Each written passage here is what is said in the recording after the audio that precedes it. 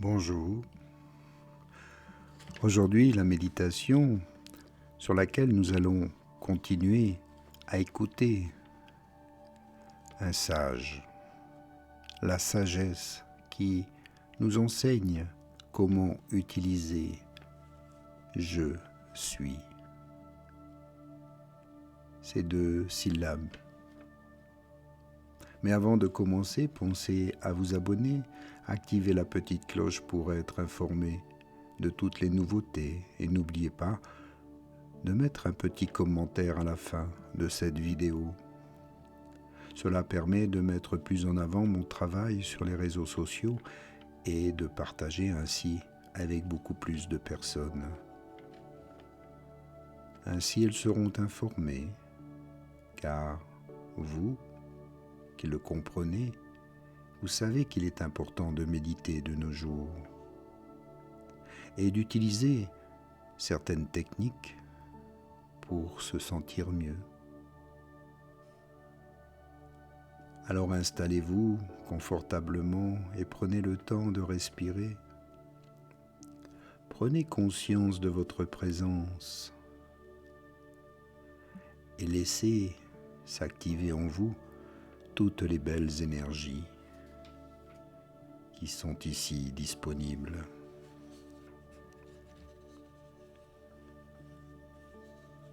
Un sage a dit de ne pas ignorer le corps, mais de le sentir plus profondément que vous ne l'avez jamais senti. Sentez le je suis qui habite le corps, pas le corps que vous pensez être, mais simplement ressentir cette vie, cette énergie en vous. Le sage a guidé l'homme à travers la reconnaissance, pas comme une technique de guérison, mais comme une reconnaissance de la vérité.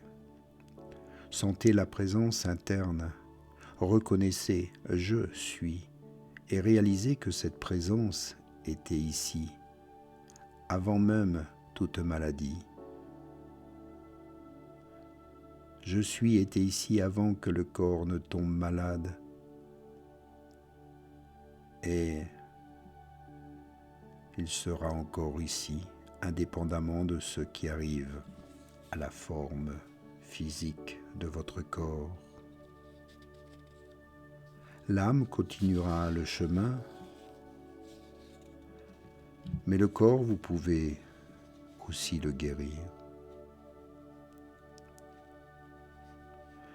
Et cet homme malade a résisté au début, parce que l'ego veut la guérison du corps, il veut la garantie de la survie, il veut continuer l'histoire, mais éventuellement au milieu de la douleur et de la peur, il a arrêté de résister et il a fini par reconnaître « je suis ». Et alors quelque chose a changé. Je ne sais pas si son corps a guéri. L'histoire ne le dit pas. Le sage n'en a pas parlé.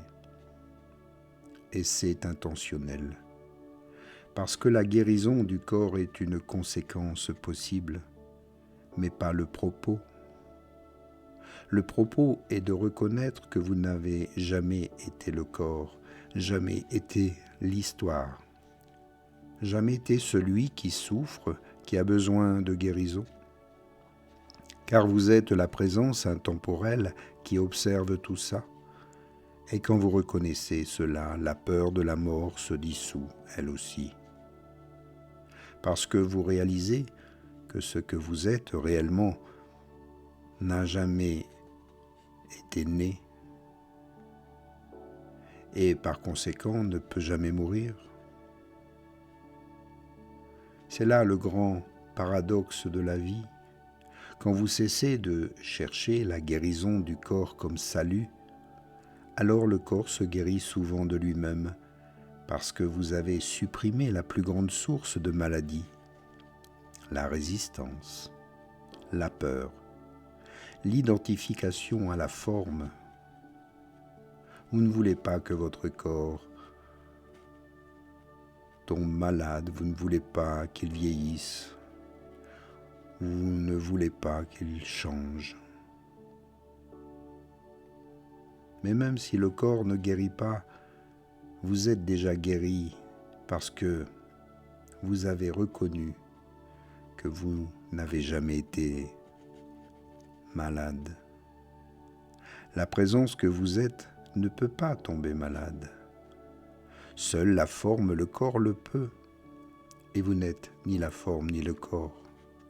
Ce n'est pas de la philosophie abstraite, c'est la reconnaissance la plus directe possible. Je suis.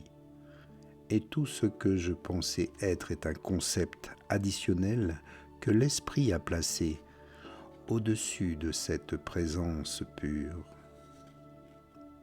Alors comment intégrer cela dans la vie? Comment faire en sorte que « je suis » ne soit pas seulement une belle prise de conscience, mais une réelle transformation?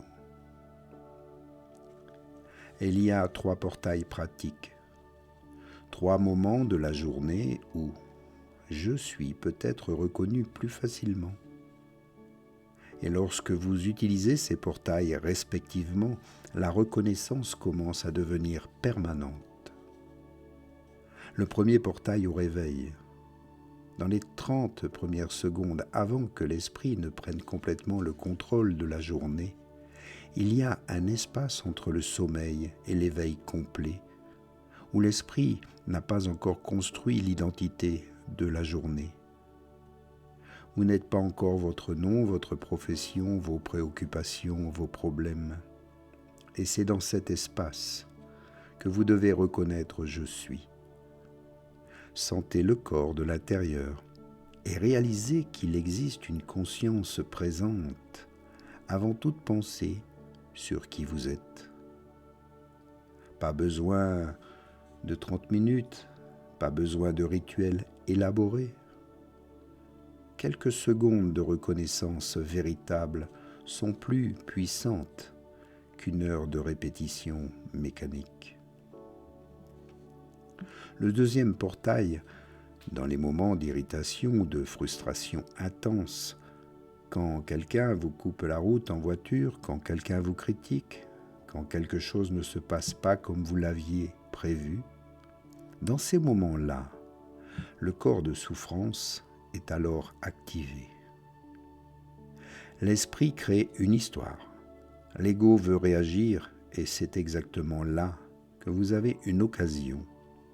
Pas parce que l'irritation est si intense qu'elle vous sort du pilotage automatique, mais elle vous force à faire attention. Alors au lieu de réagir automatiquement, reconnaissez « je suis » et sentez le corps de l'intérieur. Simplement observez votre irritation comme une énergie dans le corps, sans lui donner aucune histoire, et observez comment l'irritation perd de sa force. Non pas parce que vous l'avez réprimée, mais parce que vous vous êtes désidentifié. Vous avez reconnu la présence au lieu de vous perdre dans une réaction. Le troisième portail, c'est avant de dormir. Quand vous vous allongez et fermez les yeux, l'esprit va essayer de revoir la journée, va essayer de planifier demain, va essayer de résoudre des problèmes. Et plus vous suivez ces pensées, plus vous renforcez l'identification à l'esprit. Alors au lieu de cela, sentez le corps de l'intérieur et reconnaissez « je suis ce que je suis ». Et abandonnez-vous au sommeil à partir de la présence et non de l'épuisement mental. Et lorsque vous faites cela, le sommeil devient plus profond, parce que vous n'emportez pas les problèmes de la journée dans le sommeil. Vous reconnaissez la présence de votre être et vous lui permettez de se réparer, de se régénérer. Vous permettez à la forme de se reposer tandis que la conscience, elle, demeure en vous, bien présente. Ces 3 portails, pratiqués avec constance, transforment votre vie. Pas parce que vous faites beaucoup d'efforts, mais parce que vous reconnaissez la vérité à des moments stratégiques où l'esprit est vulnérable. Je suis cesse d'être quelque chose que vous reconnaissez occasionnellement et devient la toile de fond constante de l'expérience. Vous commencez à vivre à partir de la présence au lieu de vivre à partir de la pensée. Et là, les mots « je suis » ne seront même plus nécessaires parce que vous êtes ce qu'ils pointent. Pas besoin de rappel, pas besoin de technique. Vous êtes juste présent, présente, naturellement, sans effort. Vous venez de vivre quelque chose de rare. Au cours de ces dernières réflexions de méditation, vous n'avez pas seulement entendu parler de « je suis ». Maintenant, vous l'avez senti, vous l'avez même reconnu. Vous avez réalisé que la présence que vous cherchez depuis si longtemps a toujours été là. Et cette reconnaissance n'est pas venue d'une méthode complexe. Elle n'est pas venue après des années de méditation.